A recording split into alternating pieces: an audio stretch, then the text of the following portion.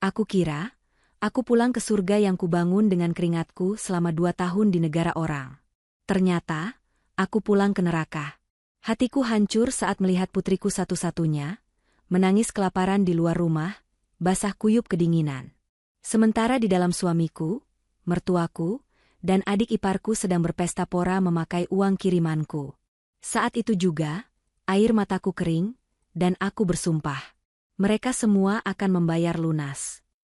Sebelum ceritanya dimulai, silakan tulis di kolom komentar dari daerah mana saja teman-teman yang menonton cerita ini.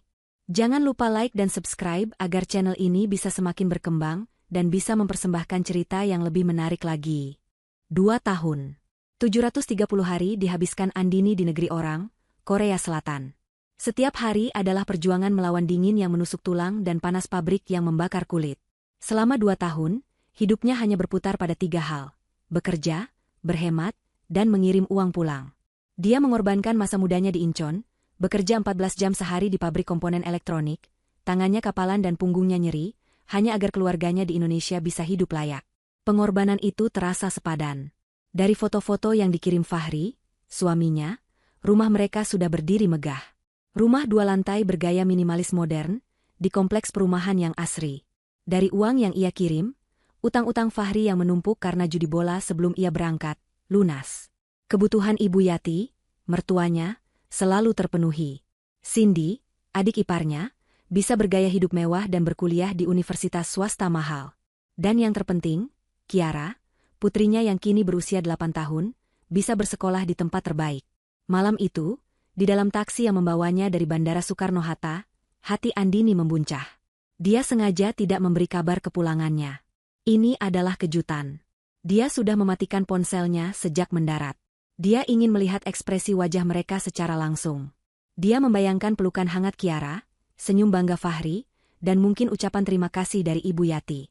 Di dalam 2 koper besarnya, bukan hanya pakaiannya, tapi oleh-oleh mahal untuk mereka semua. Taksi mulai memasuki kawasan perumahannya. Hujan deras tiba-tiba turun, seolah menyambut kepulangannya dengan cara yang dramatis. Itu rumahnya, Pak. Yang gerbangnya hitam paling besar, kata Andini, suaranya sedikit bergetar karena haru. Taksi berhenti tepat di depan gerbang. Andini membayar, lalu menyeret kopernya di tengah hujan. Dia berdiri sejenak, memandang rumah itu. Rumah hasil keringatnya. Megah, kokoh, dan lampunya benderang. Namun, ada yang aneh. Tepat saat dia hendak menekan bel, dia mendengar suara tangisan. Tangisan anak kecil yang memilukan, nyaris tenggelam oleh deru hujan. Andini menajamkan pandangannya ke arah teras. Jantungnya serasa diremas. Di depan teras yang mewah itu, seorang anak perempuan kurus, basah kuyup, sedang menggedor-gedor pintu utama. Pakaiannya tipis dan lusuh. Buka ah. Tante Cindy, nenek, ayah. Kiara lapar. Dingin. Itu Kiara. Itu putrinya. Kurus sekali, tidak seperti foto-foto yang Fahri kirimkan. Kenapa dia ada di luar? Kenapa dia tidak diizinkan masuk rumahnya sendiri? Andini membeku. Dia tidak jadi menekan bel. Dia bersembunyi sedikit di balik pilar gerbang, mengamati. Dari jendela besar di ruang keluarga, pemandangan neraka tersaji di depan matanya. Di dalam, hangat dan terang. Suaminya, Fahri, sedang tertawa terbahak-bahak. Di depannya, di atas meja kopi yang mahal, ada panggangan daging portabel. Mereka sedang pesta barbeque ala Korea. Ironis sekali, Fahri sedang memanggang potongan daging steak yang tebal. Di sofa, Ibu Yati melahap daging itu dengan rakus. Di sebelahnya, Cindy asyik mengambil foto makanan itu dengan ponsel terbarunya, sambil tertawa. Televisi layar datar 70 inci yang dibeli Andini bulan lalu menyala keras, menayangkan acara komedi. Mereka bertiga terlihat begitu bahagia, begitu kenyang, begitu hangat. Ayah, buka. Kiara kembali berteriak, suaranya serak. Cindy menoleh ke arah pintu. Dari balik kaca, Andini bisa melihat dengan jelas Cindy memutar bola matanya, terlihat jengkel. Cindy mengatakan sesuatu pada Fahri. Fahri hanya melambaikan tangan, menyuruh Cindy mengabaikannya, lalu kembali tertawa sambil menuang minuman ke gelas Ibu Yati. Mereka sengaja mengabaikan Kiara. Mereka sengaja membiarkan anak itu kedinginan dan kelaparan di luar, sementara mereka berpesta pora dengan uang hasil jerih payahnya. Dunia Andini runtuh. Udara terasa terisap habis dari paru-parunya. Rasa lelah 2 tahun bekerja, rasa rindu yang menyiksa, semua menguap. Yang tersisa hanyalah kehancuran. Pengorbanannya. Hijabnya yang basah kuyup menempel di wajahnya. Dia teringat bagaimana dia harus makan mie instan di akhir bulan agar bisa mengirim uang ekstra untuk biaya les piano Kiara yang diminta Cindy. Dia teringat Fahri yang menelepon, menangis, bilang dia hanya makan tempe karena kiriman telat seminggu. Semua bohong. Mereka telah menikmati kemewahan, sementara putrinya sendiri, darah dagingnya, mereka telantarkan seperti binatang. Hati Andini yang hancur berkeping-keping itu tidak berubah menjadi tangisan. Tidak. Kepingan itu berubah menjadi pecahan kaca yang tajam. Rasa sakit itu bermetamorfosis menjadi amarah yang dingin dan membeku. Dia tidak lagi merasa kedinginan. Yang ada hanya api di dalam dadanya. Dia tidak akan masuk. Dia tidak akan menggedor gerbang. Dia tidak akan menangis dan meminta penjelasan. Dia tidak akan memberi mereka kepuasan melihatnya hancur. Andini diam-diam mundur. Dia menyeret kembali kopernya yang berat ke jalan raya. Mereka belum tahu dia pulang. Mereka belum tahu mesin uang mereka sudah ada di sini. Dan mereka akan segera tahu apa akibatnya jika membangunkan seekor naga yang sedang tidur. Dia menghentikan taksi lain yang kebetulan lewat. "Pak, cari hotel bintang 5 terdekat." Desisnya, suaranya serak namun penuh tekad. Di dalam taksi, dia menyalakan ponselnya. Ratusan notifikasi masuk. Dia mengabaikan semuanya. Dia membuka aplikasi perbankannya. Tabungannya masih ada. Sisa yang sengaja dia simpan di rekening pribadinya, yang tidak Fahri ketahui. Dia memesan kamar suite termewah. Malam ini, dia akan menyusun rencana. Mereka mengambil segalanya darinya. Sekarang, dia akan mengambil kembali apa yang menjadi miliknya, sepotong demi sepotong. Rencananya mulai terbentuk, jelas dan kejam. "Kalian yang memulai," bisiknya pada bayangan wajahnya di jendela taksi. "Kalian semua akan membayar." Pukul 1:30 dini hari. Alarm di ponsel mewah Andini bergetar pelan di atas meja nakas kamar hotel. Andini sudah bangun sejak 1 jam lalu.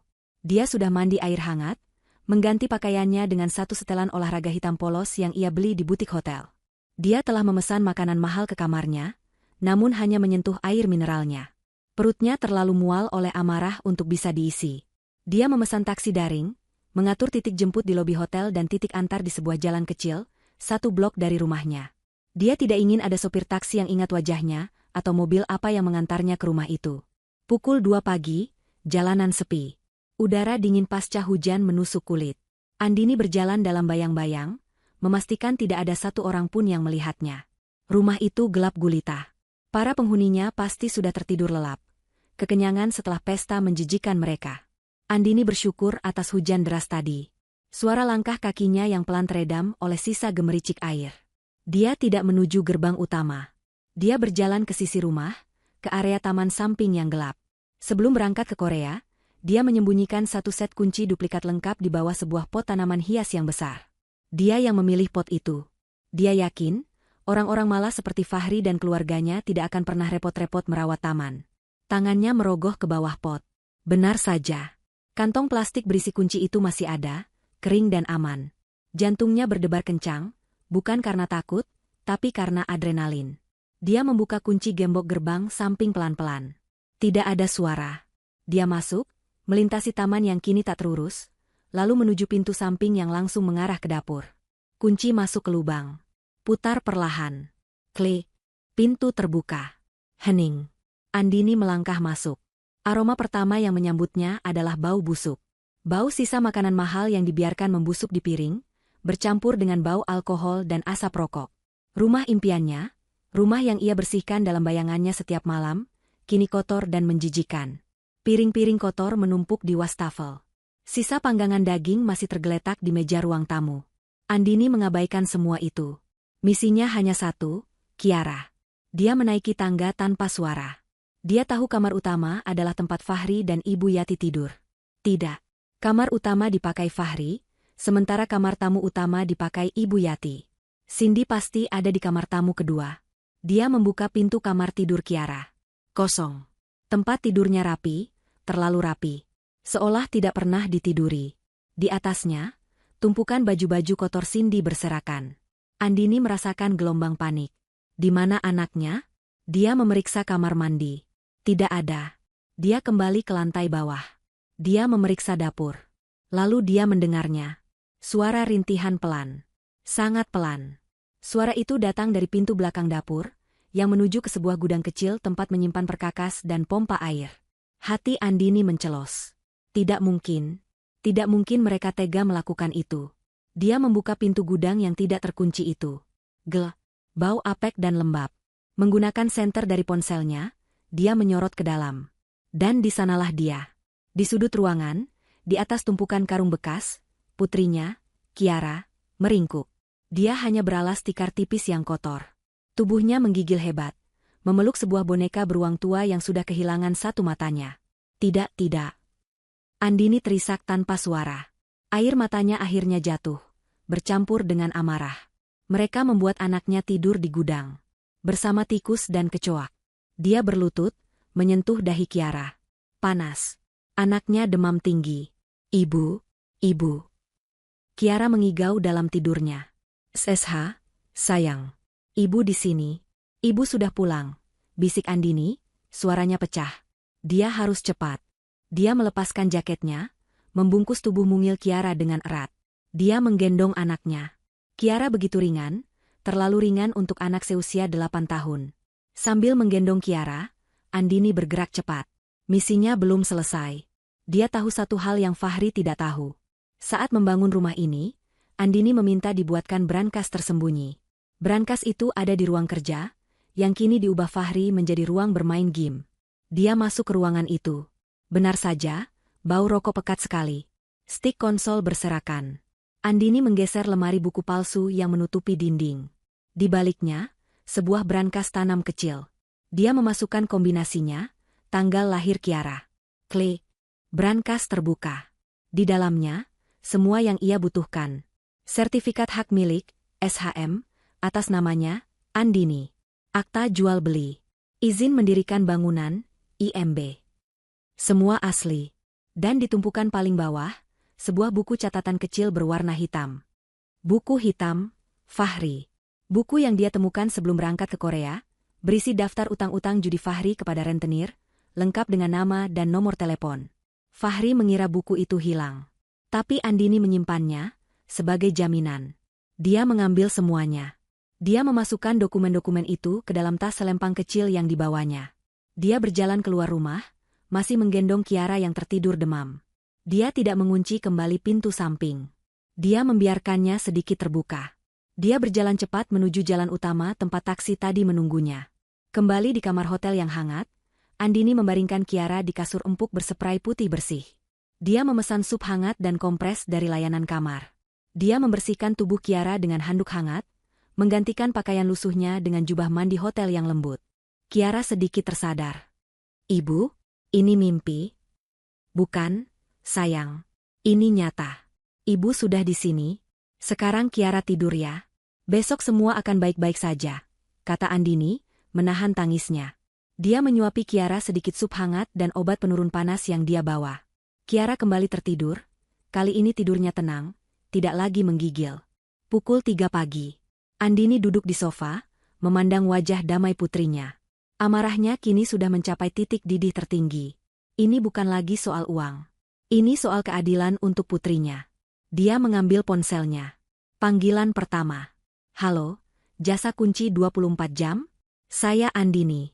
Saya pemilik sah rumah di Jalan Elang nomor 4. Saya curiga ada penyusup di rumah saya. Saya minta semua gembok dan kunci rumah diganti total. Gerbang depan, gerbang samping, pintu utama, pintu belakang. Semuanya. Saya bayar 5 kali lipat. Anda harus tiba di sana pukul 4 pagi tepat. Panggilan kedua. Ke Pak Rahmat, seorang kenalannya yang bekerja di perusahaan listrik negara. Dulu, Andini pernah membantu biaya operasi jantung anak Pak Rahmat. Pak Rahmat, selamat pagi. Maaf mengganggu. Ini Andini. Saya dalam masalah besar. Saya di rumah saya di Jalan Elang, dan saya mencium bau kabel terbakar hebat. Saya takut terjadi kebakaran. Saya minta tolong sekali, putuskan aliran listrik rumah saya dari tiang utama sekarang juga. Ini darurat. Saya tidak bisa mematikan dari dalam. Pukul 4:30 pagi. Andini berdiri di balkon kamarnya, yang kebetulan menghadap ke arah kompleks perumahannya, meski dari kejauhan. Tepat pukul 4:30, sebuah kedipan besar terjadi di kejauhan. Lalu, satu area di kompleks itu, tepat di lokasi rumahnya, menjadi gelap gulita. Benar-benar padam. Mereka terkunci. Tanpa listrik. Tanpa pendingin ruangan. Tanpa internet. Kulkas mereka yang penuh makanan mahal akan mati. Ponsel mereka akhirnya akan mati. Andini tersenyum tipis. Selamat menikmati pagi yang dingin, Fahri, bisiknya. Permainan baru saja dimulai. Cindy adalah yang pertama terbangun. Dia terbangun bukan karena alarm ponselnya, melainkan karena keheningan total yang tidak wajar dan rasa gerah yang lengket. Dia biasa tidur dengan pendingin ruangan yang disetel di suhu 18 derajat. Kini, kamar mewahnya terasa pengap seperti oven. Dia meraba nakas, mencari ponselnya untuk memeriksa jam. Layarnya gelap. Dia menekan tombol daya. Tidak menyala. Mati lampu, keluhnya. Dia mencabut kabel pengisi daya dan menyambungkannya lagi. Tidak ada reaksi. Dengan kesal, dia bangkit dari tempat tidur. Dia menekan saklar lampu. Tidak menyala. Mas Fahri. Nenek, mati lampu ya, teriaknya dari kamar. Di kamar utama, Fahri menggeliat. Dia tidur hanya memakai celana pendek. Tubuhnya lengket oleh keringat. Dia terbangun karena teriakan Cindy dan bau busuk yang samar-samar. Bau sisa daging panggang dan bir yang mereka tinggalkan di ruang keluarga tadi malam. Berisik sekali, gerutunya. Dia meraih ponselnya. Mati. Dia mendecak. Paling cuma sebentar, pikirnya. Dari kamar tamu utama, Ibu Yati juga terbangun. Usia tuanya membuatnya sensitif terhadap perubahan suhu. Fahri, panas sekali. Kenapa AC mati? Kamu tidak bayar tagihan listrik ya? Teriaknya, suaranya serak dan penuh tuduhan. Ketiganya bertemu di lorong lantai atas, saling memandang dengan wajah kusut dan berminyak. Listriknya padam, Bu, kata Fahri, berusaha terdengar tenang. Mungkin ada pemadaman dari pusat. Nggak mungkin. Rumah tetangga lampunya nyala tuh. Bantah Cindy, menunjuk keluar jendela. Memang benar, rumah-rumah di seberang jalan terlihat normal, lampunya menyala. Kalau begitu, mungkin jeglek. Biar aku periksa, kata Fahri. Dia berjalan menuruni tangga menuju ruang depan, diikuti oleh Ibu Yati dan Cindy yang mengomel. Bau busuk sisa pesta semalam semakin menyengat di lantai bawah. Fahri meraih gagang pintu utama. Terkunci. Dia merogoh saku celananya, mengambil kunci. Dia memasukkan kunci itu ke lubang. Kunci itu masuk, tapi tidak bisa berputar. Aneh, gumamnya. Dia mencoba lagi, lebih keras. Tetap tidak bisa. Kenapa? Desak Ibu Yati. Macet. Kuncinya tidak mau berputar, kata Fahri, keningnya berkerut. Coba pintu dapur, perintah Ibu Yati. Mereka bergegas ke dapur. Piring-piring kotor menumpuk, lalat mulai berdatangan. Fahri mencoba membuka pintu samping yang menuju taman. Kunci yang sama. Hasil yang sama. Tidak bisa dibuka. Dia mencoba mendorong. Pintu itu kokoh, tidak bergeming.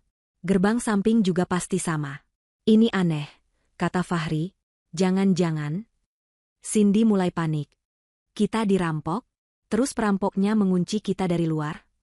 Ibu Yati tertawa sinis. Bodoh kamu. Mana ada perampok mengunci kita di dalam? Yang ada juga kita diikat. Ini pasti ulah orang lain. Fahri, kamu punya utang lagi kan?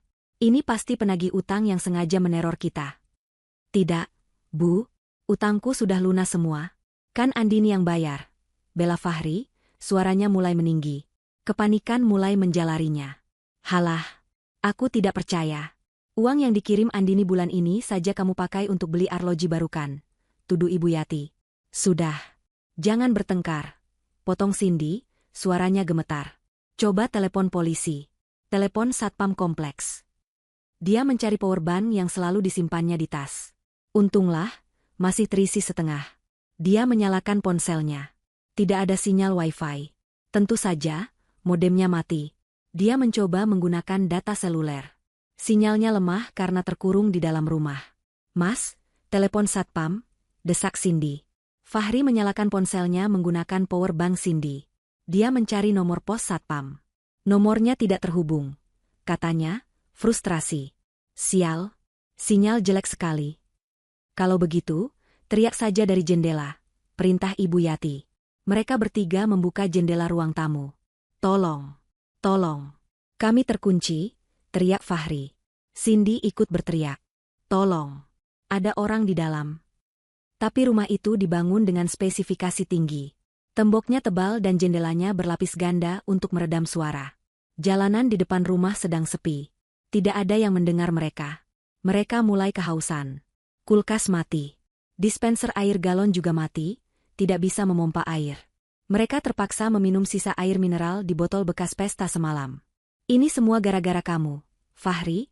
Hardik Ibu Yati, duduk di sofa dengan wajah merah padam karena panas dan marah. Kalau kamu becus jadi laki-laki, kita tidak akan begini. Kenapa jadi salahku? Fahri balas membentak. Ibu juga menikmati uangnya kan? Di tengah pertengkaran itu, Cindy tiba-tiba teringat sesuatu. Tunggu. Di mana Kiara? Tanyanya. Fahri dan Ibu Yati terdiam. Mereka saling pandang. Tadi malam dia di luar kan? Kata Fahri pelan. Iya. Biar saja. Biar kapok anak itu, sahut Ibu Yati ketus. Paling dia tidur di pos satpam. Biar tahu rasa. Bukan, seru Cindy, matanya membelalak. Jangan-jangan anak sialan itu yang melakukan ini. Dia pasti dendam karena kita hukum tadi malam. Dia mengambil kunci, lalu mengunci kita dari luar. Ibu Yati terperangah. Benar juga. Anak itu licik sekali. Pasti dia kabur dan mematikan listrik dari luar. Kurang ajar. Fahri merasa ini adalah penjelasan yang paling masuk akal. Anak tidak tahu diuntung. Beraninya dia, geramnya. Dia menggedor-gedor pintu utama dengan tinjunya. Kiara, buka pintunya. Awas kamu ya kalau ayah berhasil keluar. Mereka bertiga kini memfokuskan amarah mereka pada Kiara. Mereka berteriak-teriak memanggil nama Kiara, mencaci maki anak itu dari balik jendela. Tepat pada saat itu, pukul 8 pagi, 3 ponsel mereka berbunyi bersamaan. Powerbank Cindy tersambung ke ponsel Fahri. Ponsel Cindy dan Ibu Yati masih memiliki sisa baterai sedikit dari semalam. Sebuah pesan SMS masuk. Dari nomor Indonesia yang tidak mereka kenali, tapi Fahri samar-samar ingat pernah menyimpannya. Nomor yang dulu dipakai Andini sebelum dia ke Korea. Pengirim, Andini. Isi pesan itu singkat, namun cukup untuk membuat darah mereka membeku di tengah ruangan yang panas. Selamat menikmati rumah barumu. Oh, maaf, rumahku. Lutut Fahri lemas. Cindy menutup mulutnya. Ibu Yati membelalakan mata. Andini? Dia pulang. Fahri merasakan gelombang teror yang jauh lebih buruk daripada terkunci. Dia sadar.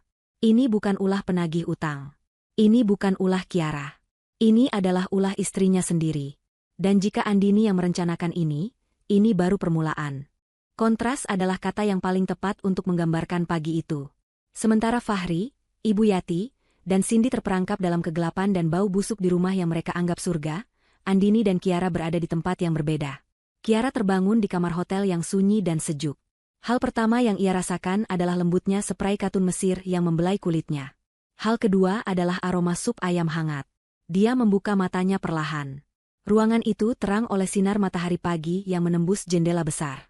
Ibunya, Andini, duduk di tepi ranjang, tersenyum padanya. Ibu.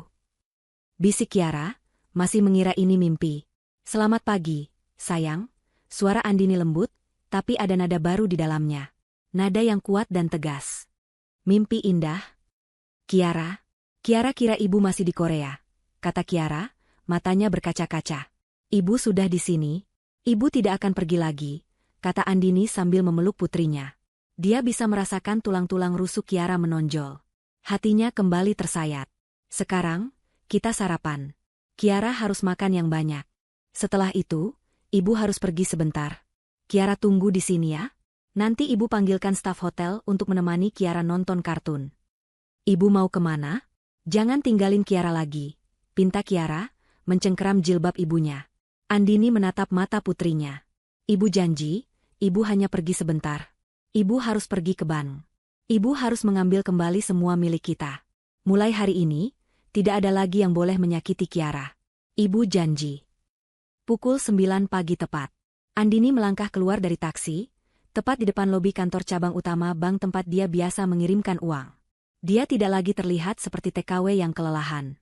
Dia telah menggunakan sisa tabungan rahasianya untuk membeli satu setelan blazer berwarna biru tua yang elegan dan jilbab sutra yang serasi dari butik hotel.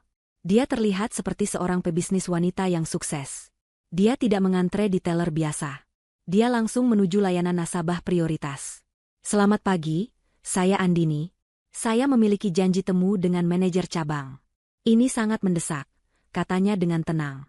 Petugas itu sedikit terkejut melihat ketenangan dan otoritas dalam suara Andini. 5 menit kemudian, Andini sudah duduk di ruangan berpendingin sejuk, berhadapan langsung dengan manajer bank. Selamat pagi, Ibu Andini. Ada yang bisa saya bantu? Sapa manajer itu. Selamat pagi. Saya tidak akan membuang waktu Anda, Andini memulai. Dia membuka tasnya dan mengeluarkan sebuah map tebal. Selama 2 tahun terakhir, saya telah mentransfer dana lebih dari 2 miliar rupiah ke rekening di bank ini. Saya bekerja di Korea Selatan. Dia menyodorkan slip pengiriman, satu persatu. Uang itu ditujukan untuk melunasi utang suami saya, Fahri, dan untuk biaya hidup putri saya, Kiara. Kemudian, dia mengeluarkan map kedua. Ini adalah sertifikat hak milik rumah di Jalan Elang nomor 4. Atas nama saya, Andini. Murni dibeli dengan uang saya. Dia berhenti sejenak, lalu mengeluarkan ponselnya. Dia memutar video singkat yang dia rekam dari luar gerbang semalam.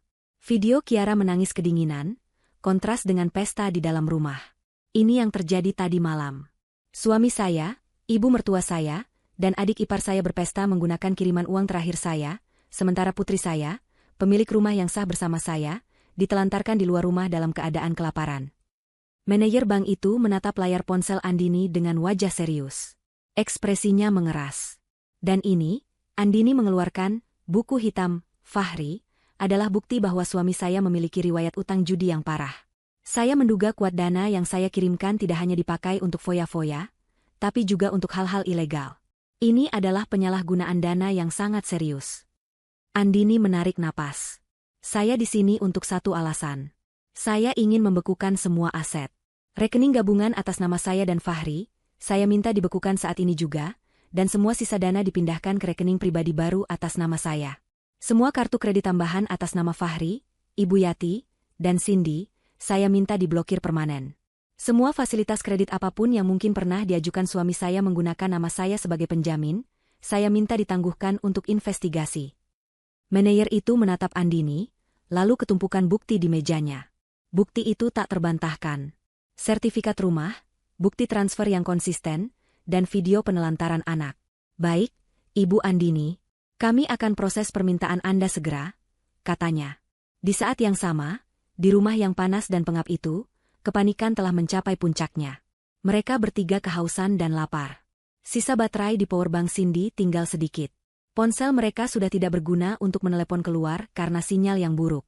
Aku harus pesan makanan, pekik Cindy frustrasi. Aku bisa mati kelaparan di sini. Pakai apa bayarnya? Bodoh, bentak Ibu Yati. Listrik mati. Kita tidak bisa transfer. Bisa pakai kartu kredit. Aku masih hafal nomornya. Cindy membuka aplikasi ojek daring, memesan pizza dan minuman dingin dalam jumlah banyak. Dia memasukkan nomor kartu kredit tambahan yang selalu dibanggakannya. Dia menekan tombol, pesan. Beberapa detik kemudian, notifikasi muncul, transaksi gagal. Silakan hubungi bank penerbit kartu Anda. Gagal? Jerit Cindy. Kenapa gagal? Limitnya masih banyak. Fahri merebut ponsel itu. Biar aku coba pakai kartuku. Dia memasukkan nomor kartu kreditnya. Hasil yang sama. Transaksi gagal. Pasti karena listriknya padam, sistemnya error, kata Fahri, mencoba mencari alasan. Telepon bank, perintah Ibu Yati. Sekarang, pakai sisa baterai itu. Dengan tangan gemetar, Fahri menyambungkan ponsel Cindy ke powerbank yang hampir mati itu. Dia menelepon layanan pelanggan bank. Setelah menunggu beberapa saat, akhirnya tersambung. Selamat pagi, dengan Fahri di sini. Saya mau lapor. Kartu kredit saya tidak bisa digunakan. Padahal limit masih banyak. Pasti sistem kalian sedang bermasalah. Semprotnya. Mohon ditunggu, Bapak Fahri. Akan kami periksa. Baik. Sesuai data kami, kartu kredit Anda dengan nomor sekian, dan kartu kredit tambahan atas nama Ibu Yati dan Ibu Cindy, telah diblokir secara permanen efektif 10 menit yang lalu. Darah serasa surut dari wajah Fahri. Diblokir? Kenapa? Siapa yang berani memblokir? Atas permintaan dari pemilik kartu utama sekaligus pemilik dana rekening induk, Ibu Andini, Pak, jawab suara di seberang dengan nada datar. Seluruh rekening gabungan Anda juga telah dibekukan. Jika ada pertanyaan lebih lanjut, silakan hubungi Ibu Andini secara langsung. Sambungan terputus. Ponsel itu mati, powerbank habis total. Fahri terdiam. Dia menatap Ibu Yati dan Cindy dengan pandangan kosong.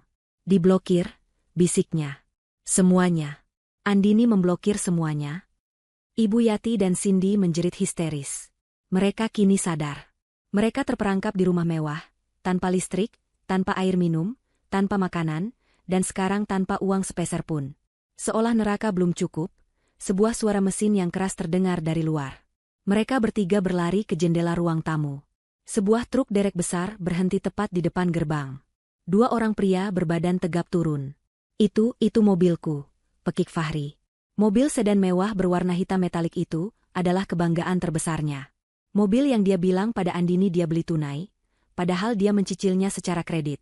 Mereka melihat kedua pria itu membuka paksa gerbang yang kini tidak lagi terkunci.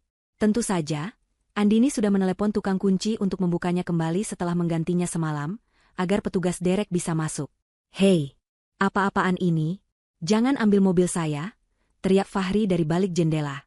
Salah satu pria itu menoleh, menatap Fahri tanpa minat. "Bapak Fahri? Tunggakan 3 bulan, Pak. Dari Leasing. Kami diperintahkan tarik unit." Para pria itu bekerja cepat. Mereka memasang kait derek ke mobil Fahri. Fahri hanya bisa menggedor-gedor kaca jendela seperti orang gila. Para tetangga mulai keluar, menonton tontonan pagi itu.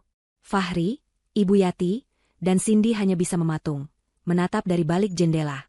3 tawanan di dalam sangkar emas mereka sendiri, menyaksikan simbol status terakhir mereka diseret paksa keluar dari halaman, meninggalkan mereka tanpa apa-apa. Fahri luruh ke lantai. Ini bukan lagi mimpi buruk. Ini adalah kenyataan yang direncanakan dengan sempurna.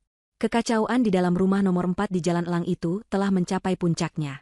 Mereka bertiga, Fahri, Ibu Yati, dan Cindy, duduk terperangkap dalam penjara mewah ciptaan mereka sendiri. Panas, lapar, haus, dan kini bangkrut total. Mereka saling menyalahkan dengan suara serak, pertengkaran mereka sudah kehabisan tenaga, berganti menjadi keputusasaan yang sunyi. Mereka kini hanya duduk, menatap nanar ke lantai marmer yang kotor. Tiba-tiba, terdengar suara. Suara kunci dimasukkan ke lubang pintu utama. Lalu, suara, klik, yang jelas saat kunci itu diputar dan pintu terbuka. Ketiganya terlonjak kaget. Jantung Fahri berdebar. Apakah Andini kembali? Apakah dia akhirnya luluh dan akan mengakhiri siksaan ini? Cindy dan Ibu Yati berlari ke ruang depan, berharap itu adalah tukang ojek daring yang berhasil menembus sistem dan mengantarkan makanan. Namun, yang berdiri di ambang pintu bukanlah Andini. Itu adalah seorang pria parubaya yang tidak mereka kenali, mengenakan kemeja batik mahal dan membawa tas kulit.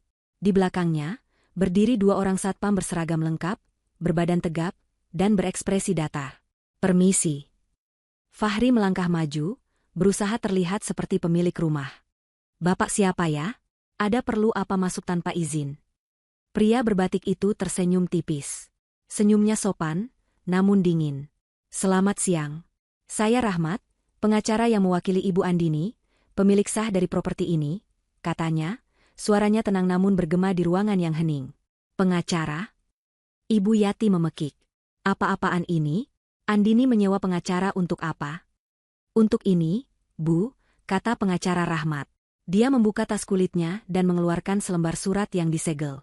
"Ini adalah surat perintah pengosongan. Atas nama pemilik sah, Ibu Andini, saya diperintahkan untuk meminta Anda bertiga, Tuan Fahri, Ibu Yati, dan Nona Cindy, untuk segera mengosongkan rumah ini." "Apa?" Fahri berteriak, wajahnya merah padam. "Mengosongkan? Ini rumah saya suaminya." Pengacara Rahmat menggeleng pelan. "Secara hukum, Tuan Fahri, ini bukan rumah Anda. Rumah ini, beserta seluruh isinya, dibeli secara tunai atas nama Ibu Andini seorang. Bukti pembelian, sertifikat hak milik, semuanya ada pada kami." Dia melirik ke sekeliling ruangan dengan tatapan menilai. "Klien saya telah mencabut izin tinggal Anda, suami dan kerabatnya, atas dasar penelantaran anak di bawah umur dan penyalahgunaan dana yang telah beliau kirimkan selama 2 tahun. "Penelantaran anak? Itu bohong. Itu fitnah," raung Ibu Yati. "Kami merawat Kiara dengan baik. Andini saja yang mengada-ada." Kami memiliki bukti video yang cukup untuk membantah klaim tersebut, Bu, sahut pengacara itu dengan tenang. Tapi kita tidak perlu membahasnya di sini. Intinya, Anda bukan lagi penghuni yang diinginkan. Anda memiliki waktu tepat 1 jam, dimulai dari sekarang. Dia melirik jam tangannya, untuk mengumpulkan barang-barang pribadi Anda. Pakaian, dan hanya pakaian. 1 jam. Cindy menjerit histeris. Aku tidak mau pergi. Ini rumahku juga. Kakakku yang bayar. Kakak Anda membayar dengan uang Ibu Andini. Uang yang seharusnya untuk putrinya. Koreksi pengacara itu. 2 satpam ini akan mengawal Anda ke kamar Anda masing-masing. Hanya pakaian. Segala barang bermerek, perhiasan, tas, atau alat elektronik yang dibeli dalam 2 tahun terakhir menggunakan uang kiriman Ibu Andini, akan tetap di sini untuk disita sebagai bagian dari ganti rugi. Ini adalah pukulan yang lebih telak daripada pemadaman listrik. Cindy dan Ibu Yati mematung. Harta kebanggaan mereka, satu-satunya hal yang membuat mereka merasa lebih unggul dari orang lain, akan diambil. Fahri, di sisi lain, merasa dunianya runtuh. Dia tahu dia tidak punya hak hukum atas rumah itu. Dia tahu Andini cukup pintar untuk menaruh namanya sendiri di sertifikat. Kamu tidak bisa melakukan ini, teriaknya pada pengacara itu. Aku akan menuntut Andini. Aku akan. Kalimatnya terputus. Tepat di belakang pengacara Rahmat, 2 sosok besar dan bayangan gelap memenuhi ambang pintu yang masih terbuka. Mereka bukan satpam. Mereka adalah 2 pria berwajah keras, mengenakan jaket kulit hitam, dan memiliki aura mengancam yang nyata. Mereka telah menunggu di seberang jalan, mengamati drama truk derek. Melihat gerbang dan pintu kini terbuka, mereka tidak ragu untuk masuk. Permisi, kami cari yang namanya Fahri, kata salah satu pria itu, suaranya rendah dan serak. Matanya menatap lurus ke arah Fahri. Fahri mundur selangkah. Lututnya gemetar hebat. Dia kenal wajah-wajah ini. Dia mengenali mereka dari tempat judi gelap di pinggir kota. Ini adalah orang-orang dari Buku Hitam. Pengacara Rahmat sedikit terkejut dengan interupsi itu, tapi dia cepat menguasai diri. Dia mengira mereka adalah bagian dari rencana Andini. Fahri, kata pria kedua, berjalan masuk, sepatu botnya mengotori lantai marmer. Utangmu 150 juta. Bunganya sudah jalan 6 bulan. Bos kami minta pelunasan. Hari ini, sekarang. Ibu Yati dan Cindy terperangah. Mereka menatap Fahri dengan ngeri. Utang? Desis Ibu Yati. Utang apa lagi, Fahri? Bukannya sudah lunas semua dibayar Andini? Kamu bohong lagi sama kami, pekik Cindy. Fahri pucat pasi. Dia tidak bisa bernapas. Aku tidak punya uang. Kartuku diblokir. Katanya tergagap. Pria pertama tertawa, tawa yang tidak ada lucunya. Kami tidak terima kartu kredit. Kami hanya terima tunai. Atau? Matanya melirik ke sekeliling ruangan. Barang. Tunggu. Fahri panik. Dia melihat ke arah pengacara. Tolong aku, Pak. Usir mereka. Ini rumahku. Mereka tamu tidak diundang. Pengacara Rahmat mengangkat alis.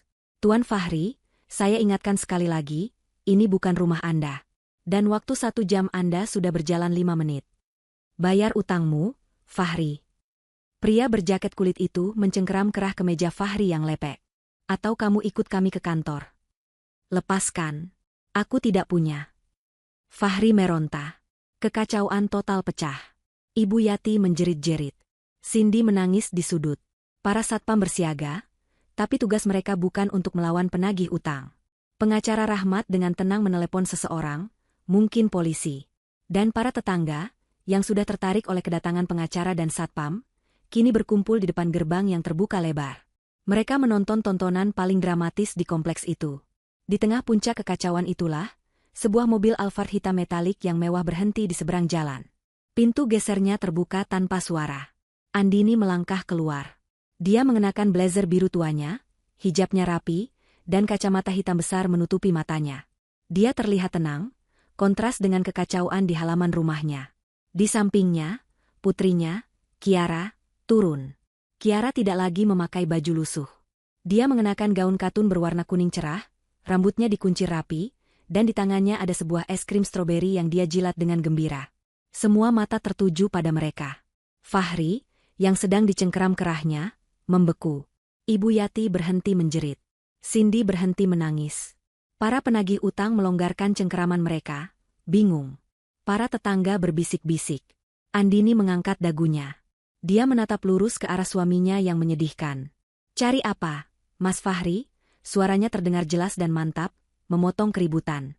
Dia merogoh tas tangannya, mengeluarkan sebuah buku catatan kecil berwarna hitam yang sudah usang. Dia mengangkatnya tinggi-tinggi agar Fahri bisa melihatnya. "Mungkin ini yang Mas cari?" Matahari siang itu terasa membakar kulit, tapi tidak ada yang lebih panas dari wajah Ibu Yati. Panggung sandiwara telah tercipta di halaman rumahnya sendiri, atau lebih tepatnya, rumah Andini. Para tetangga berkerumun, ponsel mereka terangkat, siap merekam. Para penagih utang memegang Fahri. Pengacara dan satpam berjaga di pintu. Dan di sana, di seberang jalan, berdiri Andini. Sang ratu yang kembali mengambil tahtanya. Melihat kerumunan, naluri aktris Ibu Yati mengambil alih. Ini adalah kesempatannya untuk membalikan keadaan, untuk merebut simpati publik. Dia melepaskan sandalnya, berlari keluar ke teras, dan menjatuhkan dirinya ke lantai, bersujud. "Tolong, bapak-bapak, ibu-ibu, lihatlah menantu durhaka ini." Ibu Yati meraung, air mata buaya langsung mengalir deras. Dia berguling-guling di teras yang kotor. "Lihat Andini, dia baru pulang dari luar negeri, jadi kaya, langsung lupa daratan. Dia tega mengusir aku, mertuanya yang sudah tua ini. Dia mengusir suaminya sendiri." Dia menunjuk ke arah Andini dengan jari gemetar. "Dia lebih sayang harta daripada keluarga. Dia menghasut anaknya. Lihat, dia mengusir kami, tapi dia membelikan anaknya es krim. Ya Allah, durhaka, durhaka." Beberapa tetangga mulai berbisik. Ada nada kasihan di suara mereka. "Wah, kasihan ya Bu Yati. Kok Andini tegas sekali," kata seorang ibu. "Namanya juga orang kaya baru, lupa sama orang tua." Fahri melihat celah. "Benar, istriku sudah gila harta. Dia menelantarkan kami," teriaknya, mencoba melepaskan diri dari cengkeraman penagih utang. Andini tetap diam. Dia tidak bergeming. Dia menatap Ibu Yati yang sedang berakting di lantai dengan tatapan dingin. Dia membiarkan mertuanya menyelesaikan drama murahan itu. Ketika raungan Ibu Yati mulai mereda, berganti isak tangis yang dibuat-buat, Andini memberi isyarat kecil kepada pengacaranya. Pengacara Rahmat melangkah maju ke tengah halaman, mengangkat sebuah tablet digital berlayar lebar. "Permisi, bapak-bapak dan ibu-ibu sekalian." Suaranya yang terlatih terdengar lantang, membungkam bisik-bisik tetangga. "Sebelum Anda semua salah menilai, klien saya, Ibu Andini, ingin meluruskan fitnah yang baru saja kita dengar. Beliau ingin menunjukkan alasan sebenarnya mengapa tindakan tegas ini harus diambil." Pengacara itu menekan tombol play. Layar tablet itu menyala, menampilkan video yang direkam Andini dari luar gerbang tadi malam. Para tetangga yang berdiri paling depan bisa melihat dengan jelas. Rekaman itu memperlihatkan Kiara, putri Andini, dalam balutan baju tipis, basah kuyup di tengah hujan, menggedor pintu. Lalu pengacara itu menyambungkan tabletnya ke pengeras suara portabel yang dibawanya. Suara tangisan pilu Kiara memenuhi udara. "Ayah, buka ah. Nenek, Tante Cindy, Kiara lapar. Dingin, buka ah." Jantung para tetangga serasa mencelos. Ibu-ibu yang tadi berbisik kasihan pada Ibu Yati kini menutup mulut mereka karena ngeri. Lalu, dari dalam video itu, terdengar suara tawa yang keras. Suara musik. Video itu menyorot ke jendela, menunjukkan Fahri, Ibu Yati, dan Cindy sedang berpesta daging panggang di dalam ruangan yang hangat. Mereka tertawa, makan dengan lahap, dan sengaja mengabaikan teriakan anak kecil di luar. "Ya Tuhan!" desah seorang tetangga. Wajah Ibu Yati, yang masih di lantai, langsung pucat pasi. Dia berhenti menangis. Itu editan," pekik Cindy dari dalam rumah. "Anda yakin editan, Nona Cindy?" tanya pengacara Rahmat dengan tenang. "Karena kami punya lebih banyak." Andini tahu video dari luar saja tidak cukup. Dia perlu menunjukkan apa yang terjadi di dalam. Dia telah mengambil rekaman dari kamera pengawas tersembunyi yang dia pasang di sebuah jam dinding digital di ruang keluarga sebelum dia berangkat. Rekaman yang dia unduh dengan tergesa-gesa saat operasi penyelamatan pukul 2 pagi tadi. Pengacara Rahmat memutar video berikutnya. Tanggalnya terekam jelas. 3 hari yang lalu. Adegan pertama, rekaman dari jam dinding. Kiara sedang mencoba mengambil sepotong roti di meja makan. Ibu Yati datang, menepis tangan Kiara dengan kasar. "Anak tidak tahu diri. Itu roti mahal. Kamu makan nasi sisa semalam saja di dapur. Suara tamparan pelan terdengar saat Ibu Yati memukul lengan Kiara. Adegan kedua, 2 minggu yang lalu. Cindy baru pulang kuliah. Dia melempar tas dan setumpuk buku tebal ke lantai di depan Kiara yang sedang menyapu. Nih, kerjakan tugasku. Salin semua ini. Kalau sampai besok nilaiku jelek, awas kamu. Nggak usah ngadu ke ibumu. Dasar anak pembantu. Adegan ketiga, paling memilukan. 1 bulan lalu. Fahri sedang bermain game di konsol barunya. Kiara mendekat. Ayah, Kiara boleh minta uang buat beli buku gambar? Di sekolah disuruh. Fahri, tanpa mengalihkan pandangan dari TV, menjawab, minta sama ibumu di Korea. Ayah nggak punya uang buat hal nggak penting kayak gitu. Padahal, di meja di sebelahnya, tergeletak kotak arloji mewah yang baru dibelinya. Video itu kemudian menunjukkan Fahri berteriak, sana pergi. Kamu mengganggu saja. Biarin aja dia, Bu. Latihan jadi pembantu. Nanti juga gedenya kayak ibunya. Wajah para tetangga berubah dari ngeri menjadi marah. Mereka menatap Ibu Yati, Cindy, dan Fahri dengan tatapan menghakimi. Ibu Yati mencoba bangkit, tapi kakinya lemas. Cindy bersembunyi di balik gorden. Tiba-tiba, seorang pria parubaya yang dihormati, mengenakan peci dan baju koko, melangkah maju dari kerumunan. Dia adalah Pak Arif, ketua RT setempat. Wajahnya merah pada menahan amarah. Pak Arif berjalan menghampiri Ibu Yati yang terdiam di lantai. Ibu Yati, katanya, suaranya berat dan berwibawa. Saya sebagai ketua RT di sini merasa malu. Malu sekali punya warga seperti Anda dan keluarga Anda. Dia menoleh ke Fahri. Astagfirullahaladzim, Tuan Fahri. Anda seorang ayah. Anda membiarkan darah daging Anda sendiri diperlakukan seperti ini? Anda memakan uang istri Anda untuk berpesta, sementara anak Anda kelaparan di luar. Pak Arif menatap kerumunan. Ini bukan lagi urusan rumah tangga. Ini adalah kejahatan. Ini penelantaran anak. Ini perbuatan yang tidak bisa dimaafkan. Ibu Yati dan Cindy kini menangis sungguhan. Bukan air mata buaya, tapi air mata malu dan takut. Aib mereka terbongkar di depan semua orang. Para penagih utang yang memegang Fahri tampak semakin jijik.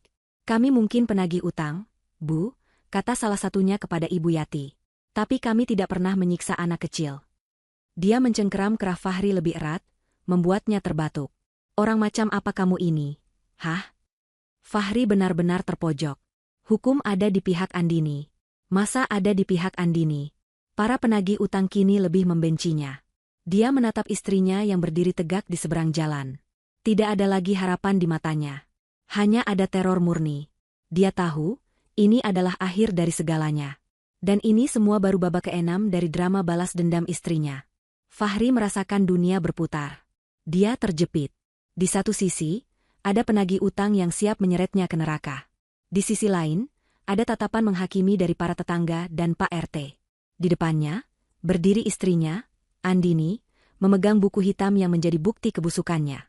Dia terpojok. Tidak ada jalan keluar. Dia tahu dia tidak bisa melawan pengacara.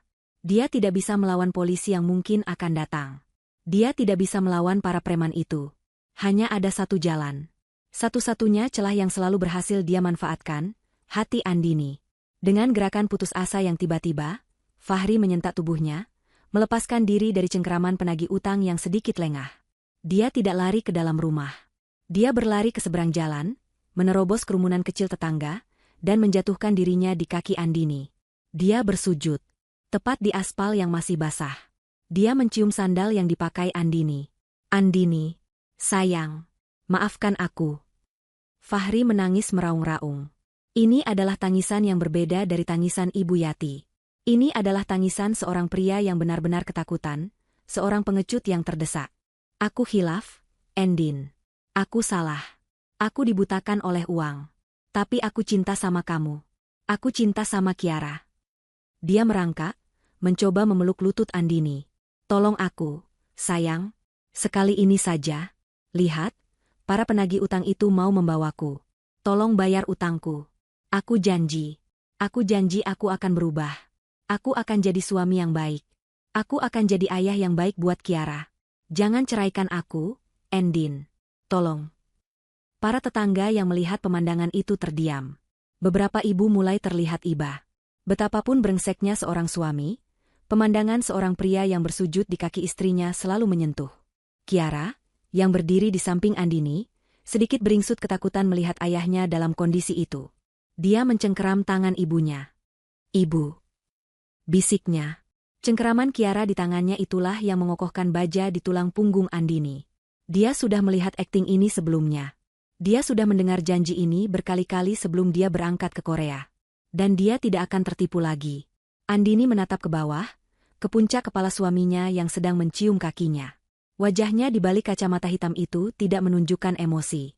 Dia tidak menendangnya. Dia tidak memakinya. Dia hanya berbicara dengan nada dingin yang menusuk. "Cinta?" tanyanya. Suaranya pelan namun terdengar jelas oleh semua orang. Fahri mendongak, matanya penuh air mata palsu. "Iya, sayang. Aku cinta." "Cinta yang mana, Mas Fahri?" potong Andini. "Cinta yang kamu pakai untuk membiarkan anakmu tidur di gudang? Atau cinta yang kamu pakai untuk menghabiskan uang kirimanku?" "Aku hilaf. Aku." "Atau," Andini melanjutkan, suaranya kini sedikit meninggi, "cinta yang kamu berikan untuk selingkuhanmu." Kalimat itu bagaikan petir di siang bolong. Fahri membeku. Wajahnya yang basah air mata kini pucat pasi. Ibu Yati dan Cindy, yang menonton dari teras, ternganga. Mereka tahu Fahri brengsek, tapi mereka tidak tahu soal ini. Andini merogoh tasnya lagi. Dia tidak mengeluarkan buku hitam. Dia mengeluarkan segepok foto tebal, dicetak di kertas berkualitas tinggi. Dan dia melemparkannya. Tidak ke wajah Fahri, tapi ke udara, membiarkannya bertebaran di aspal di sekitar suaminya yang bersujud. Foto-foto itu menyebar. Para tetangga melihatnya. Para penagih utang melihatnya. Foto Fahri memeluk seorang wanita muda yang berpakaian minim di sebuah lobi hotel mewah. Foto Fahri dan wanita itu sedang tertawa di sebuah restoran mahal, berlatar pemandangan pantai. Jelas itu di Bali. Foto mereka berdua di dalam mobil, wanita itu memakai kalung yang sama persis dengan yang diminta Cindy pada Andini bulan lalu. Foto Fahri mencium pipi wanita itu, dengan jam tangan baru yang dia klaim sebagai bonus dari kantornya. Itu adalah bukti yang tak terbantahkan. Pukulan terakhir yang menghancurkan sisa-sisa martabat Fahri. Itu bukan. Fahri tergagap. Mencoba mengumpulkan foto-foto itu, tapi sudah terlambat. Semua orang sudah melihat. "Itu yang kamu lakukan," desis Andini, suaranya kini bergetar karena amarah yang tertahan. "Saat aku bekerja seperti budak di pabrik, menahan dinginnya salju Korea, kamu berlibur di Bali dengan uangku. Saat aku makan mie instan agar bisa menabung, kamu membelikannya perhiasan. Dan saat anakmu menangis kelaparan, kamu membelikannya steak. Kamu bilang kamu cinta aku." Andini tertawa. Tawa yang dingin dan penuh luka. "Cinta kamu tidak ada harganya, Fahri. Dan uangku sudah habis untukmu." Fahri terdiam. Dia tahu dia kalah. Para penagih utang sudah kehilangan kesabaran. Mereka sudah melihat semuanya. Mereka tahu pria ini bangkrut, pembohong, dan penipu. Tidak ada uang yang bisa diharapkan. "Sudah selesai dramanya," kata salah satu preman itu. Dia maju dan menarik kerah Fahri, menyeretnya berdiri. "Kami tidak peduli dengan selingkuhanmu. Kami cuma mau uang kami." "Aku tidak punya," jerit Fahri. "Kalau begitu kamu harus jelaskan itu pada bos kami." Preman itu mulai menyeret Fahri menuju mobil van hitam mereka yang diparkir tidak jauh. Saat itulah, sebuah mobil patroli polisi berbelok ke jalan elang, sirinenya meraung pelan. Mobil itu berhenti tepat di tengah kerumunan. Pengacara Rahmat yang tadi menelepon, segera menghampiri petugas. 2 orang polisi berseragam turun. "Ada keributan apa ini?" Sebelum penagih utang itu bisa kabur, Pak RT Arif melangkah maju. "Pak Polisi, syukurlah Bapak datang. Saya ketua RT di sini. Kami semua, warga, menjadi saksi atas apa yang terjadi di rumah ini." Pak Arif menunjuk Fahri yang masih dicengkeram penagih utang. Pria ini, Tuan Fahri, telah melakukan tindak pidana. Dia menelantarkan putri kandungnya sendiri, Kiara, yang masih berusia 8 tahun. Dia membiarkan anaknya tidur di gudang dan kelaparan di luar rumah, sementara dia berpesta pora di dalam. "Kami punya buktinya." Polisi itu menatap Fahri dengan tajam. "Penelantaran anak?" Andini melangkah maju, kini melepaskan kacamata hitamnya. Matanya merah, tapi tatapannya tajam. "Saya istrinya, Pak. Dan saya ibu dari korban," katanya dengan suara mantap. "Saya pemilik sah rumah ini. Saya ingin membuat laporan resmi." Bukan hanya atas penelantaran anak, tapi juga atas penipuan dan penggelapan dana yang dia lakukan selama 2 tahun saya bekerja di Korea Selatan. Polisi itu kini punya alasan kuat. Lepaskan dia, kata polisi itu kepada penagih utang. Tapi dia punya utang pada kami, Pak, protes preman itu. Itu urusan perdata. Kalian bisa selesaikan di pengadilan. Tapi ini, polisi itu menunjuk Fahri, adalah urusan pidana. Lepaskan, atau kalian kami bawa juga karena main hakim sendiri. Para preman itu mengumpat, tapi mereka melepaskan cengkeraman mereka. Mereka tahu mereka tidak bisa menang melawan polisi dan satu RT. Salah satu dari mereka meludahi Fahri. Awas kamu kalau keluar penjara. Ancam mereka, sebelum bergegas masuk ke van dan pergi. Fahri kini berdiri sendirian, di antara polisi dan pengacaranya Andini. Pak, saya bisa jelaskan ini salah paham. Polisi itu tidak mendengarkan. Dia mengeluarkan borgol. Anda kami bawa ke kantor untuk dimintai keterangan atas laporan penelantaran anak. Klik. Besi dingin itu mengunci pergelangan tangan Fahri. Suara itu adalah suara akhir dari segalanya. Fahri menatap Andini dengan putus asa. Saat polisi menggiringnya ke mobil, dia melemparkan satu tatapan terakhir. Bukan lagi tatapan memohon, tapi tatapan penuh kebencian. Kamu akan menyesal, Andini, desisnya. Andini hanya memeluk Kiara lebih erat. Kamulah yang sudah menyesal, Mas, balasnya pelan. Fahri didorong masuk ke mobil patroli. Ibu Yati dan Cindy menjerit histeris dari teras, melihat satu-satunya harapan mereka, satu-satunya kapal yang mereka tumpangi, kini digelandang seperti penjahat. Mobil polisi itu melaju, membawa Fahri pergi dari kehidupan mereka selamanya. Hening. Suara sirine polisi yang menjauh meninggalkan kekosongan yang memekakkan telinga. Para penagih utang sudah pergi. Fahri sudah ditangkap. Para tetangga masih berkerumun, tapi mereka mulai berbisik-bisik pelan, merasa tontonan utamanya sudah berakhir. Kini, semua mata tertuju pada dua sosok yang tersisa di teras rumah mewah itu, Ibu Yati dan Cindy. Mereka berdiri mematung, wajah mereka pucat dan basah oleh air mata dan keringat. Harapan mereka telah sirna bersama mobil patroli tadi. Pengacara Rahmat melirik jam tangannya sekali lagi. Dia melangkah maju melewati gerbang yang terbuka, suaranya tenang namun tanpa ampun. Seperti yang saya katakan, waktu Anda untuk berkemas tinggal 30 menit. Kata-kata itu menyentak Ibu Yati dan Cindy dari kelumpuhan mereka. Realitas baru menghantam mereka. Fahri tidak ada lagi untuk melindungi mereka. Uang tidak ada lagi. Mereka benar-benar akan diusir. Naluri bertahan hidup mereka yang egois mengambil alih. Mereka tidak lagi menangisi Fahri. Mereka berlari masuk ke dalam rumah. Pakaianku, tasku, pekik Cindy. Emasku, jerit Ibu Yati. Mereka berdua berlari ke kamar masing-masing, melupakan rasa lapar dan haus. Kedua satpam yang disewa Andini mengikuti mereka dengan tenang, memastikan mereka tidak merusak apapun. Andini dan Kiara kini berjalan pelan, melintasi jalan, dan berdiri di ambang pintu rumah mereka. Andini tidak masuk. Dia hanya berdiri di sana, membiarkan pengacaranya yang mengurus. Dari ruang tamu, terdengar suara keributan. Suara laci dibanting, lemari digeser. Ibu Yati keluar dari kamarnya sambil menyeret koper kecil, tapi tangannya juga memegangi sebuah kotak perhiasan kayu besar. Cindy berlari keluar dari kamarnya, mencoba membawa 3 tas branded sekaligus dan sebuah koper besar yang sepertinya penuh dengan sepatu dan pakaian mahal. Mereka berdua bertemu di tangga, saling dorong. Awas, tasku mahal, bentak Cindy. Emasku lebih penting, balas Ibu Yati. Mereka terburu-buru menuruni tangga dan mencoba berlari ke pintu keluar. Namun, pengacara Rahmat dan 2 satpam itu sudah menunggu, memblokir jalan mereka. Maaf, Ibu, Nona, kata pengacara Rahmat, menghentikan mereka. Apalagi, ini barang-barang kami, sentak Cindy, memeluk erat tasnya. Saya ulangi instruksi klien saya, kata pengacara itu dengan sabar. Anda hanya diizinkan membawa pakaian pribadi yang melekat di badan, dan beberapa helai pakaian ganti secukupnya. Di dalam satu tas jinjing kecil. Dia menunjuk ke koper besar Cindy dan kotak perhiasan Ibu Yati. Semua barang mewah itu, tas, sepatu, perhiasan, ponsel, laptop, apapun yang dibeli menggunakan uang kiriman dari Ibu Andini, akan disita. Tidak bisa. Ibu Yati memeluk kotak perhiasannya. Ini punyaku. Ini simpananku. Sita, kata pengacara itu singkat kepada satpam. Salah satu satpam dengan sigap namun tegas mengambil kotak perhiasan itu dari pelukan Ibu Yati. "Lepaskan, Bu." Ibu Yati meronta, tapi tenaga satpam itu jauh lebih kuat. "Jangan Aan." Satpam kedua mengambil koper dan tas-tas dari tangan Cindy. Cindy menjerit dan mencoba mencakar, tapi satpam itu hanya menghindarinya. "Punya saya. Itu tas Gucci. Itu Prada. Itu dibelikan Mas Fahri." "Yang dibeli dengan uang Ibu Andini," sahut pengacara Rahmat.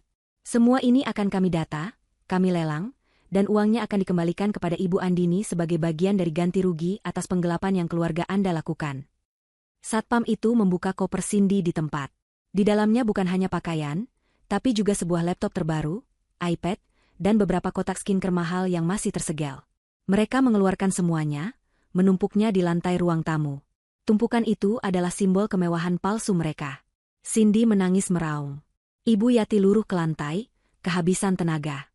Semua yang mereka banggakan, semua yang membuat mereka merasa berharga, kini dirampas di depan mata mereka. "Tolong." Ibu Yati menatap Andini, yang berdiri diam di pintu. Dia merangkak pelan di lantai. "Andini. Nak Andini, tolong jangan ambil semuanya. Sisakan emas ini buat ibu, buat pegangan hari tua." Andini menatap mata mertuanya. Mata yang sama yang menatap Kiara dengan jijik saat menepis roti dari tangan anaknya. "Pegangan hari tua, Bu," balas Andini, suaranya dingin. "Saat ibu memakai emas itu, ingat tidak kalau cucu ibu sendiri tidak ibu beri makan? Saat ibu menyimpan uang itu, ingat tidak kalau ibu membiarkannya tidur di gudang yang dingin?" Andini menggeleng pelan. Ibu tidak pantas dapat apa-apa. Dia memberi isyarat kepada satpam. "Waktunya habis." "Tidak. Andini. Kamu akan kena kutukan. Durhaka kamu sama mertua." Ibu Yati kembali berteriak, menunjukkan wajah aslinya. "Anda bukan lagi mertua saya," kata Andini. Satpam itu kini bertindak tegas. "Silakan keluar, Bu, Nona." "Kami tidak mau." "Kalau begitu, kami akan paksa," kata satpam itu.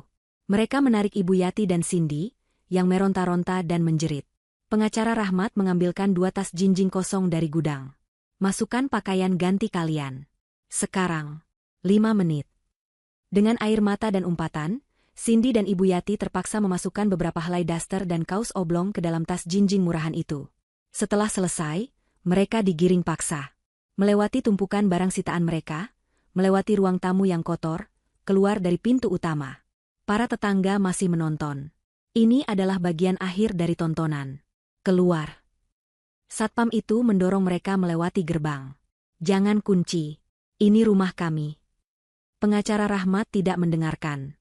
Dia menutup gerbang besi yang kokoh itu. Terdengar suara, klik, keras saat gembok baru dipasang. Ibu Yati dan Cindy kini berdiri di luar. Di pinggir jalan. Hanya membawa 1 tas jinjing berisi pakaian seadanya.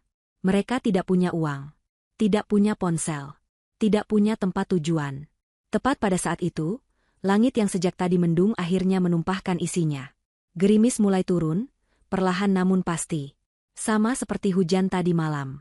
Ibu Yati dan Cindy, 2 gelandangan mewah, itu, berdiri di tempat yang sama persis di mana Kiara berdiri semalam. Basah, kedinginan, kelaparan, dan menanggung malu yang teramat sangat di hadapan seluruh dunia mereka. Dari balik jendela rumahnya yang kini aman, Andini memeluk Kiara. Dia melihat 2 sosok itu untuk terakhir kalinya. Mereka terlihat kecil dan menyedihkan. Andini tidak merasakan kasihan. Dia hanya merasakan kelegaan. Dia menarik gorden, menutup pemandangan itu. Pembersihan baru saja dimulai. Pintu gerbang yang kokoh itu tertutup dengan suara, klik, yang memuaskan. Suara raungan dan makian dari Ibu Yati dan Cindy di luar perlahan-lahan teredam oleh hujan gerimis. Di dalam, keheningan yang aneh menyelimuti rumah. Para tetangga mulai membubarkan diri, membawa pulang gosip terpanas tahun ini. Pengacara Rahmat dan timnya masih di luar, berkoordinasi dengan petugas keamanan kompleks. Andini akhirnya melangkah masuk rumahnya. Rumah yang ia bangun dengan darah, keringat, dan air mata. Rumah yang tidak pernah ia tinggali 1 hari pun. Dia memegang tangan Kiara erat-erat. Hal pertama yang menyambutnya adalah bau busuk yang sama seperti yang dia cium tadi malam. Bau sisa makanan yang membusuk di piring, bau bir yang tumpah di karpet, bau asap rokok yang menempel di gorden, dan bau kemalasan yang pekat. Rumah ini, Dari luar tampak seperti surga, namun di dalamnya adalah tempat sampah. Di ruang tamu, tumpukan sitaan barang-barang mewah Cindy dan Ibu Yati tergeletak seperti monumen keserakahan. Tas-tas itu teronggok di sebelah piring kotor bekas pesta steak semalam. Andini menatap semua itu dengan jijik. Dia tidak menginginkan satu pun dari barang-barang itu. Dia hanya menginginkan rumahnya kembali bersih. Ibu kotor, bisik Kiara, menempelkan wajahnya ke blazer ibunya, seolah takut menyentuh apapun. Iya, sayang. Kotor sekali, kata Andini. Matanya menatap tumpukan sampah di sudut. Dia melihat puntung-puntung rokok dimatikan di pot tanaman hias dalam ruangan. Amarahnya kembali berdenyut, tapi dia menahannya. Tapi kita akan bersihkan. Kita akan buat rumah ini wangi lagi. Dia tidak akan membersihkannya sendiri. Dia tidak sudi menyentuh kotoran yang mereka tinggalkan. Dia mengeluarkan ponselnya dan menelepon sebuah nomor. Halo, jasa pembersih profesional? Saya Andini di Jalan Elang. Saya butuh layanan deep cleaning paling lengkap. Sangat darurat. Saya mau semua perabotan, karpet, gorden, semuanya, dibersihkan total. Saya mau rumah ini didisinfeksi. Saya bayar 3 kali lipat harganya jika tim Anda bisa datang dalam 1 jam. Setelah panggilan selesai, dia menoleh ke Kiara. Sekarang, ayo kita bersihkan yang paling penting dulu, yaitu Tuan Putri Kiara. Andini menggendong Kiara menaiki tangga. Dia melewati kamar utama, kamar Fahri, yang berantakan seperti kapal pecah. Dia melewati kamar tamu yang dipakai Ibu Yati, yang berbau minyak angin dan debu. Dia tiba di kamar Cindy, yang paling parah. Pakaian kotor menumpuk, sisa-sisa bungkus skincare mahal berserakan, dan di kamar mandi dalamnya, sebuah bathtub mewah terpasang. Bathtub yang selalu Cindy pamerkan di media sosialnya. Bathtub yang mungkin tidak pernah dipakai Kiara. Kita akan pakai tempat ini, kata Andini. Dia menyalakan keran air panas. Uap mulai memenuhi ruangan. Dia menuangkan sabun cair aromaterapi yang untungnya masih ada sisa di botol, milik Cindy yang tertinggal. Dia tidak peduli. Dia menciptakan busa yang melimpah. Dia membantu Kiara melepaskan pakaiannya yang lusuh. Hati Andini kembali tersayat. Di bawah cahaya kamar mandi yang terang, dia bisa melihatnya. Bekas cubitan yang membiru di lengan kecilnya. Guratan-guratan merah di punggungnya. Dan tubuhnya yang begitu kurus. Ini bukan hanya penelantaran. Ini adalah penyiksaan. Air mata menggenang di mata Andini, tapi dia cepat-cepat menyekanya. Dia tidak akan menangis di depan Kiara. Ayo masuk, sayang. Airnya hangat. Kiara merendam tubuh mungilnya di dalam air hangat berbusa. Untuk pertama kalinya dalam waktu yang sangat lama, dia merasakan kehangatan yang aman. Enak, Ibu. Desahnya, menyandarkan kepalanya di tepi bathtub. Andini mengambil spons lembut. Dengan hati-hati, seolah sedang memegang porselen paling berharga, dia mulai membersihkan tubuh putrinya. Dia menggosok punggungnya, lengannya, kakinya. Dia membersihkan setiap inci kotoran yang ditinggalkan oleh para penyiksanya. Ini bukan hanya ritual mandi. Ini adalah ritual pembersihan trauma. Mulai sekarang, bisik Andini sambil keramas di rambut Kiara, tidak ada yang boleh menyentuhmu seperti ini lagi. Tidak ada yang boleh menyakitimu. Ibu akan selalu menjagamu. Kiara memejamkan matanya, merasakan sentuhan lembut ibunya. Dia merasa aman. 1 jam kemudian, tim pembersih profesional tiba dengan peralatan lengkap. 6 orang berseragam langsung menyerbu rumah. Mereka bekerja seperti tentara, mengeluarkan kantong-kantong sampah, menyedot debu, mencuci karpet, dan menguapi gorden. Andini menginstruksikan mereka dari lantai atas. Tolong buang semua sisa makanan di kulkas. Bersihkan kulkasnya sampai bersinar. Saya tidak mau ada jejak mereka tersisa. Sementara rumah eksorsis dari aura negatif, Andini membawa Kiara ke kamar tidur utama. Kamar yang seharusnya menjadi miliknya dan Fahri. Kamar terbesar di rumah itu. Dia mengambil spray baru yang paling mahal dari lemari, yang masih terbungkus plastik, yang dibelinya untuk dirinya sendiri tapi tidak pernah dipakai, dan mengganti spray lama yang berbau asap rokok Fahri. Dia memakaikan Kiara salah satu kaos bersih miliknya, yang kebesaran namun lembut, sebagai piyama darurat. Dia membaringkan Kiara di tengah tempat tidur ukuran king size itu. Sekarang Kiara tidur di sini, kata Andini. Ini kamar ibu. Jadi ini kamar Kiara juga. Boleh? Mata Kiara membulat. Nenek bilang, kamar ini terlarang. Nenek sudah tidak ada di sini. Ini rumah kita. Andini menyelimuti putrinya. Untuk pertama kalinya dalam 2 tahun, Kiara tidur di kasur yang empuk. Di kamar berpendingin udara yang sejuk. Dengan perut yang mulai terisi setelah Andini memesankan bubur ayam dari hotel tadi. Dalam hitungan menit, Kiara tertidur lelap, senyum tipis terukir di bibirnya. Andini duduk di sampingnya, mengelus rambutnya. Dia mendengarkan suara mesin penyedot debu di lantai bawah. Suara itu terdengar seperti musik di telinganya. Suara pembersihan. Suara awal yang baru. Ponselnya bergetar. Telepon dari pengacara Rahmat. Malam, Ibu Andini, sapa pengacara itu. Saya hanya ingin mengabari. Fahri resmi ditahan. Laporan ibu atas penelantaran anak didukung penuh oleh kesaksian ketua RT dan beberapa tetangga. Bukti video dari CCTV itu sangat kuat. Dia tidak akan bisa keluar dengan jaminan malam ini. Kemungkinan besar, dia akan menghadapi tuntutan pidana serius. Bagus, kata Andini, suaranya datar. Langkah kita selanjutnya, Bu. Besok pagi saya akan mendaftarkan gugatan cerai atas nama ibu, dengan tuntutan hak asuh anak penuh tanpa syarat. Kita juga akan proses penyitaan aset untuk barang-barang di rumah itu sebagai ganti rugi. Dan untuk rumah itu sendiri. Saya akan menjualnya, Pak, potong Andini. Pengacara itu terdiam sejenak. Dijual? Tapi ibu baru saja mendapatkannya kembali. Saya mendapatkannya kembali, tapi saya tidak menginginkannya, kata Andini, matanya menatap Kiara yang tertidur damai. Rumah ini, terlalu banyak kenangan buruk. Terlalu banyak rasa sakit.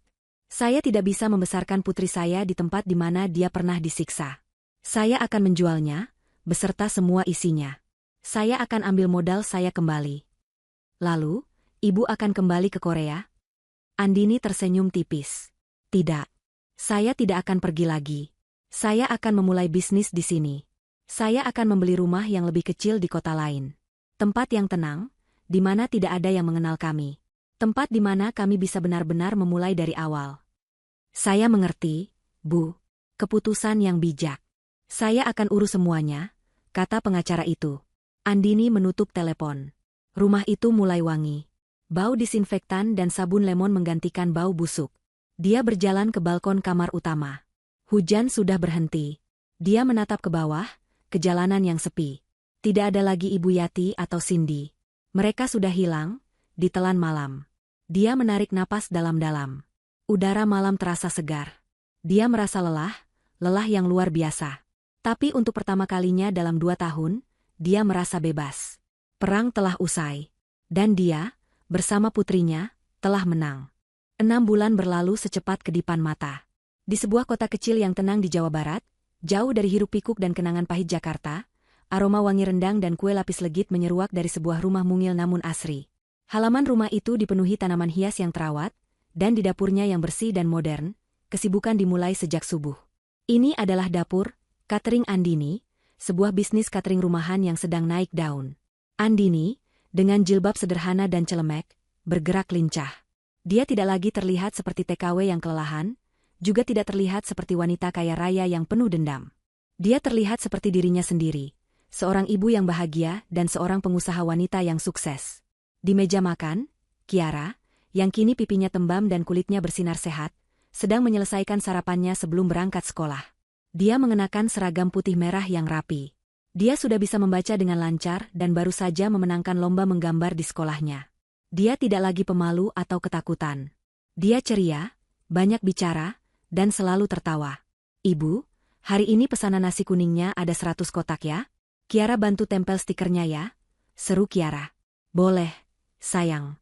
Habiskan dulu susunya, jawab Andini sambil tersenyum. Rumah di Jalan Elang sudah lama terjual. Laku keras, karena lokasinya yang strategis. Andini menjualnya beserta semua perabotan mewah di dalamnya. Dia tidak mau membawa satu barang pun dari masa lalu. Uang hasil penjualan itu, ditambah sisa tabungannya, ia gunakan sebagai modal usaha dan membeli rumah kecil ini secara tunai. Kehidupannya kini damai. Dia bekerja keras, tapi untuk dirinya sendiri dan putrinya. Dia tidak lagi mengirim uang untuk parasit. Dia menabung untuk masa depan pendidikan Kiara. Surat cerai resminya telah datang sebulan yang lalu. Pengadilan mengabulkan semua tuntutannya. Hak asuh Kiara jatuh penuh ke tangannya, 100%. Fahri tidak mendapatkan apa-apa. Andini membaca surat itu sekali, lalu menyimpannya dengan rapi di dalam map dokumen. Itu hanyalah selembar kertas, penutup bab yang sudah lama ia selesaikan. Lalu, bagaimana kabar para antagonis? Andini tidak pernah mencari tahu. Dia tidak peduli. Tapi dunia terkadang sekecil daun kelor. Seorang pelanggan cateringnya, yang kebetulan berasal dari kompleks perumahan lamanya, menceritakan semuanya. Karma telah bekerja dengan caranya yang sempurna. Fahri, sang suami, dinyatakan bersalah dalam persidangan.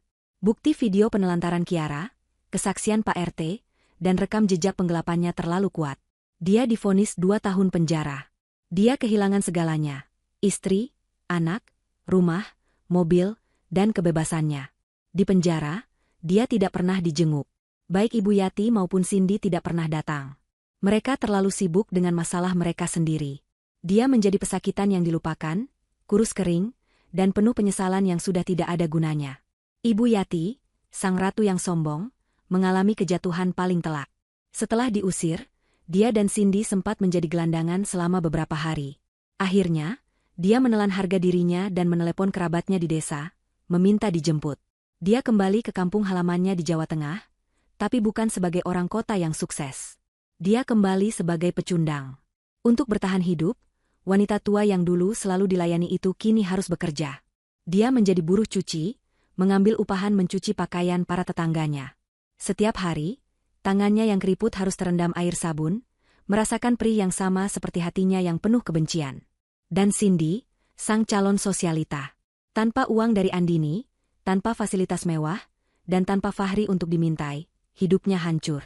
Dia mencoba melamar kerja di kantor, tapi ijazah kuliahnya yang dibiayai Andini tidak membantunya karena sikapnya yang arogan. Akhirnya, dia terpaksa bekerja.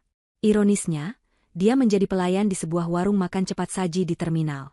Gadis yang dulu hanya mau makan steak dan memotret kopi mahal, kini harus berteriak, ayam dada 1, es teh, dan membersihkan meja yang kotor sisa makanan orang lain. Dia sering menangis di kamar kosnya yang sempit dan panas. Sore itu, setelah semua pesanan catering diantar, Andini mengajak Kiara ke taman kota. Mereka membeli 2 layang-layang. Ayo, Ibu, kita adu, seru Kiara, berlari di atas rumput hijau. Andini tertawa. Dia berlari di belakang putrinya, memegang benang gelasan. Dia membantu Kiara menerbangkan layang-layang itu. Angin berembus kencang. Layang-layang berwarna kuning cerah itu naik dengan cepat, semakin tinggi, dan semakin tinggi. Kiara bertepuk tangan dengan gembira. Lihat, Ibu, terbang. Tinggi sekali. Andini berdiri, mendongak menatap langit biru. Dia membiarkan angin sore menerpa wajahnya. Dia teringat pada malam yang dingin dan basah di depan gerbang rumah itu. Dia teringat pada sosok putrinya yang menggigil di gudang. Rasa sakit itu masih ada, tapi sudah tidak lagi membakar. Itu hanya menjadi bekas luka, pengingat akan seberapa kuat dirinya. Dia memejamkan mata sejenak, merasakan hangatnya matahari sore. Dia tidak lagi terikat oleh masa lalu.